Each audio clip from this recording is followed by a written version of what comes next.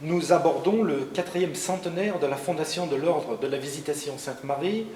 Aujourd'hui, quel est le sens profond de la vie monastique?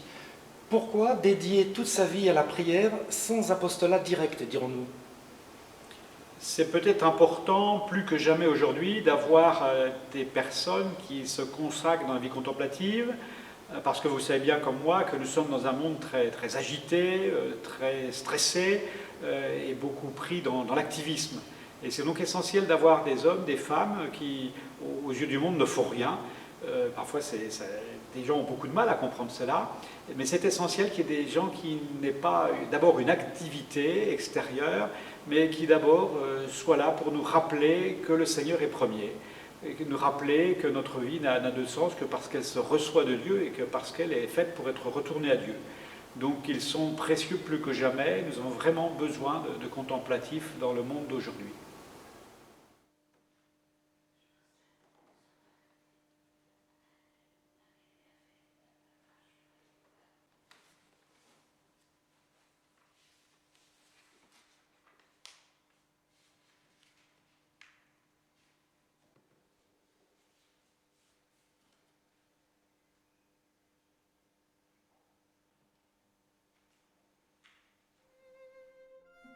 Dans la série Relief de France, les monastères, Ciné Art Loisirs présente le 4e centenaire de la fondation de l'Ordre de la Visitation Sainte-Marie par saint François de Sales et sainte Jeanne de Chantal, 1610-2010.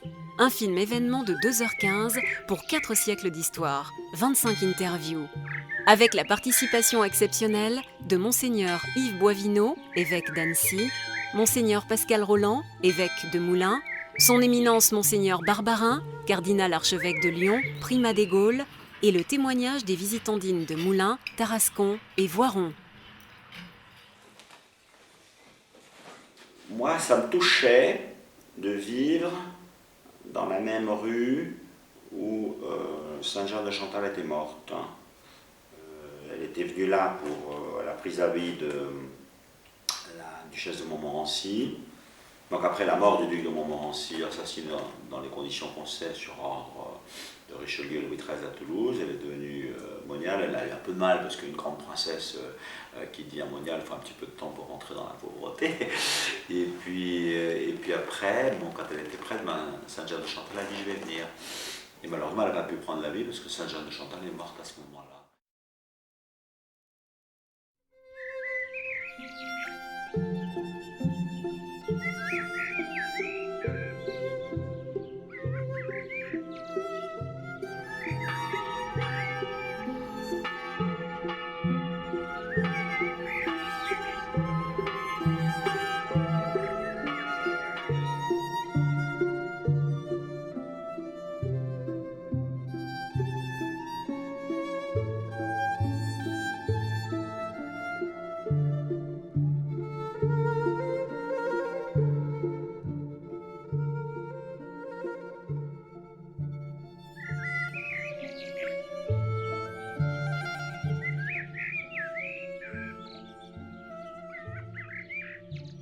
Monseigneur, nous sommes ici à l'évêché d'Annecy.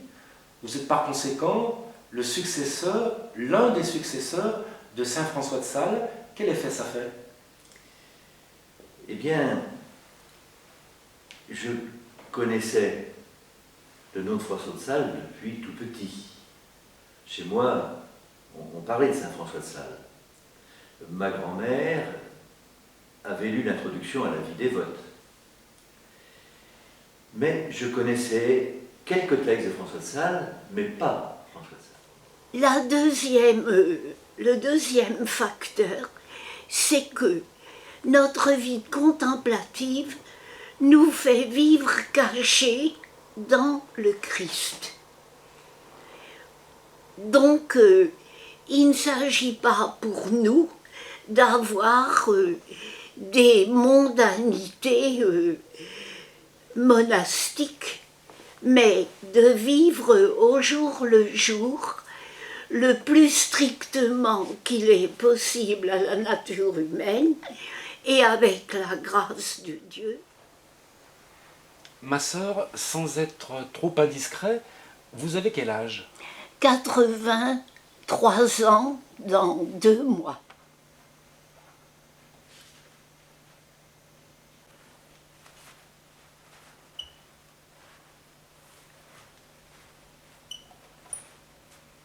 Vivre en communauté, cela signifie s'adapter aux autres sœurs. De même, vos sœurs doivent nécessairement, j'imagine, s'adapter à vous. Cela demande beaucoup de diplomatie entre vous.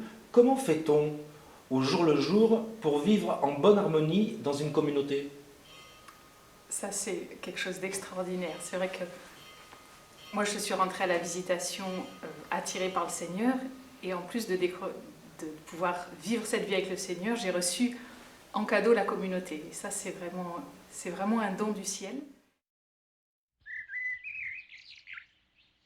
Ma sœur, en 1604, les échevins de Dijon invitent l'évêque de Genève, François de Sales, à prêcher le carême. Déjà, à cette époque, c'est une célébrité, je dirais entre guillemets un orateur. Le père de Jeanne de Chantal demande à sa fille de venir à Dijon. Là, c'est la rencontre de 2 êtres d'exception, François et Jeanne. À votre connaissance, dans quel état d'esprit était Jeanne de Chantal, ou plus précisément, que recherchait-elle? Elle était en quête de quoi? Je prendrai la question juste avant la toute finale.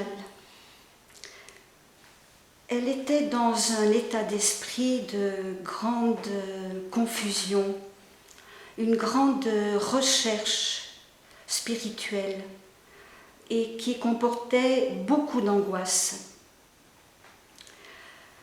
On se souvient que 3 ans auparavant, puisque la rencontre est en 1604, 3 ans auparavant, elle a perdu son mari qu'elle aimait d'un amour passionné. Comment est né l'appel de Dieu? Il n'y a pas un appel unique, il est unique à chacune. Et on y répond comme on peut, du mieux que l'on peut, avec le temps qu'il nous faut.